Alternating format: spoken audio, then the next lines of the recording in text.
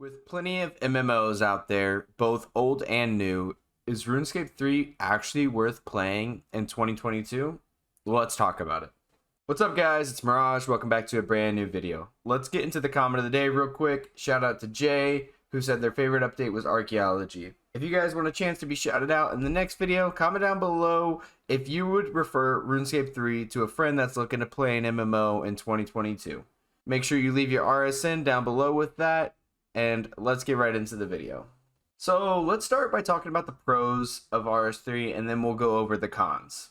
I'm going to try and make this video not extremely long. I've been playing the game since like 2005, so I could probably talk about this for 40 minutes. However, I kind of am targeting an audience of people that maybe aren't sure if they should continue playing RS3 because they just started, or maybe someone's looking for a new MMO to play in 2022, and I don't want to have you guys sit through a super long video, so I'll try to get through this as fast as I can. So the first pro we're going to go over is the great in-game PVM. There's also some decent beginning game PVM, but we're going to be focusing on the in-game PVM. With content such as Fool Raids, Next Angel of Death, Solak, Raksha, all of the elite dungeons, there's so much variety, and I didn't even go over God Wars Dungeon 3. When it comes to in-game PVM, there's so much to do with completely different mechanics, varying from boss to boss, and different rewards to earn, with drop rates being somewhat hard to get. You'll be grinding for quite some time and it'll keep you coming back. I've been playing the game, like I said, for a really long time, and I'm just now getting into group bossing such as raids, Angel of Death, and so on and so forth, and it just makes the experience feel completely different. You go in with a group from 7 to 10 people, maybe a little less depending on the boss you're doing, and go in, you make some new friends, you're trying to tackle the boss, and it's just so satisfying whenever you're able to get those group boss kills. It makes the whole team feel happy, and it's such a pleasant experience to learn. Overall, in RuneScape 3, I would say the PVM and the combat system are really well done. There's not much to go for when it comes to learning the combat system. There are a bunch of YouTube videos, but in regards to Jagex themselves, the introduction to the combat system isn't really existent. However, if you can get the combat system down pat, the bosses are made beautifully. I would just like to give a big shout out to Jagex and the people over there that are creating these bosses, because some of these are just so well designed and I appreciate it so much. Now let's go over the next pro, which is going to be the questing storyline. There's a total of 232 quests, offering a total of 425 quest points to be earned, and that's not including mini quests. Now, if you're someone that doesn't really enjoy questing, close your ears as I sing its praises. I'm also someone that doesn't enjoy questing, but I have to tip a hat because the questing in RuneScape 3 is actually really well done. It's something completely different from other MMOs where you just go talk to somebody, they send you out to kill something, to find something, and then you come back, boom, quest complete. The lore stretches out so far. With the release of God Wars Dungeon 3 recently, that's something to take note of.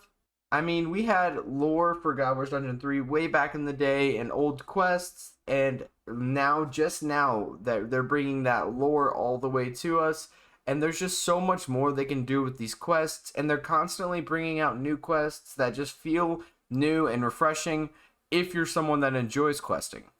And I will say there's a good balance of long and short quests. You've got your quests that are going to take you hours and hours, and then you've got your quests that you can get done in 15 to 20 minutes. So if you're getting tired of grinding those long quests, you can switch over to those short ones.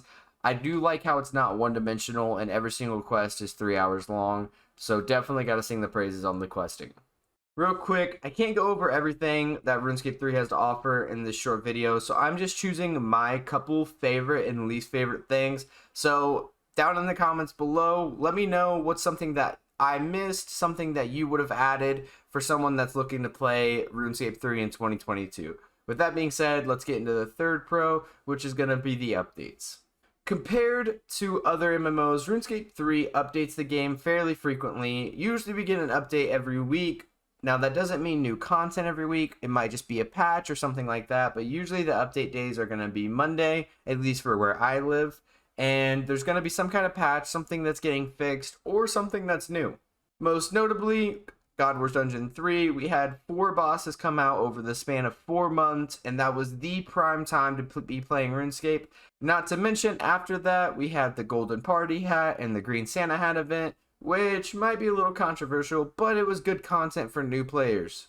Since then, the updates have slowed down a little bit. Of course, we had the holidays and everything, but since the new year has started, they're starting to ramp back up with the new Abyssal Demon creatures, and there's so much more in store, including a 5th Elder God Wars dungeon boss that everyone is super excited for. So if you're looking for an MMO that's fairly frequently updated, I would definitely say RuneScape 3 is a great option. The game's been out for over 20 years, and it impresses me to this day how much new content they're able to put out. I had a hard time thinking of cons. I'm going to be honest. I'm not trying to put any bias whatsoever into this video. However, it's been a while since I've dealt with some of the cons because a lot of them are just beginner stuff. Once you get into the end game, it's not as bad. So if I missed anything, definitely leave it down in the comments below. But let's get into the first one, which is the beginner experience as a whole and how it just sucks. Starting out in RuneScape 3 is not easy, and if you don't have a friend holding your hand and showing you the ropes, it's going to be a game that you might not enjoy. I'm just going to keep it honest with you. The combat system is extremely hard to tackle, the interface is beyond confusing, even to someone that's a veteran, and unlike other MMOs, there's not really a set path to follow, which kind of can confuse new players in my opinion. It's kind of, alright, here's a hatchet, here's a sword, go out into the World of Gielinor and figure it out.